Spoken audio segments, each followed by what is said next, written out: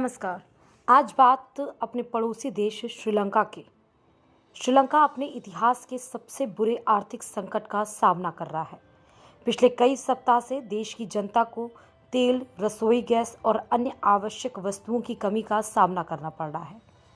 अब तक के सबसे बड़े आर्थिक संकट से जूझ रहे श्रीलंका के कैबिनेट मंत्रियों ने रविवार यानी 3 अप्रैल देर रात तत्काल प्रभाव से इस्तीफा दे दिया। देश के शिक्षा मंत्री और सदन के नेता दिनेश गुणवर्धन ने कहा कि कैबिनेट मंत्रियों ने श्रीलंका के प्रधानमंत्री महिंदा राजपक्षे को अपना इस्तीफा सौंप दिया। उन्होंने सामूहिक इस्तीफे का कोई कारण नहीं बताया। बहरहाल राजनीतिक विशेषज्ञों ने कहा कि विदेशी मुद्रा भंडार में कमी के कारण पैदा हुए आर्थिक संकट से सरकार द्वारा कथित रूप से गलत तरीके से निपटे जाने को लेकर मंत्रियों पर जनता का भारी दबाव था।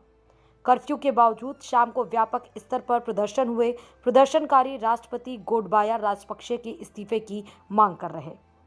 राष्ट्रपति गोटबाया राजपक्षे ने शुक्रवार यानी कि 2 अप्रैल को देर रात तक एक विशेष गजट अधिसूचना जारी कर श्रीलंका में 1 अप्रैल से तत्काल प्रभाव से आपातकाल लागू करने की घोषणा की थी।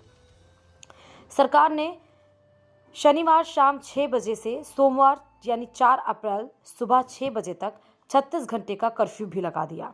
इस बीच श्रीलंका सरकार ने व्हाट्सएप, ट्विटर, फेसबुक और इंस्टाग्राम जैसे सोशल मीडिया मंचों पर लगाया गया प्रतिबंध रविवार को यानी कि 3 अप्रैल को हटा लिया। देश में सरकार विरोधी प्रदर्शन से पहले देशव्यापी सार्वजनिक आपातकाल घोषित करने और 36 घंटे के कर्फ्यू के साथ ही सोशल मीडिया पर प्रतिबंध लगा दिया गया था।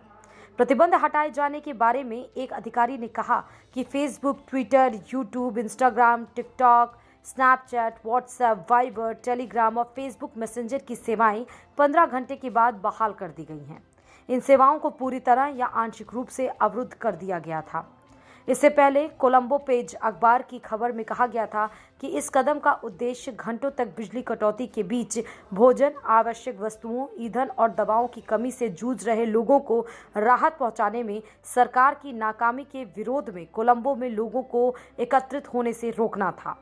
साइबर सुरक्षा और इंटरनेट पर नजर रखने वाले निगरानी संगठन नेटब्लॉक्स ने श्रीलंका में मध्य रात्रि के बाद रविवार को यानी कि 3 अप्रैल को फेसबुक, ट्विटर, व्हाट्सएप, वाइबर और यूट्यूब समेत कई सोशल मीडिया मंचों पर पाबंदी लगाए जाने की पुष्टि की। श्रीलंका अपने इतिहास के सबसे बुरे आर्थिक संकट का सामना कर रहा है। पिछले कई सप्ताह से देश की जनता को तेल और रसोई गैस के लिए लंबी कतारों में खड़े होने के साथ साथ अन्य आवश्यक वस्तुओं की कमी का सामना करना पड़ रहा है। राजपक्षे ने अपनी सरकार के कदमों का बचाव करते हुए कहा कि विदेशी मुद्रा का संकट उनके द्वारा नहीं पैदा किया गया है और आर्थिक मंदी काफी हद तक महामारी के कारण आई है। धन्यवाद।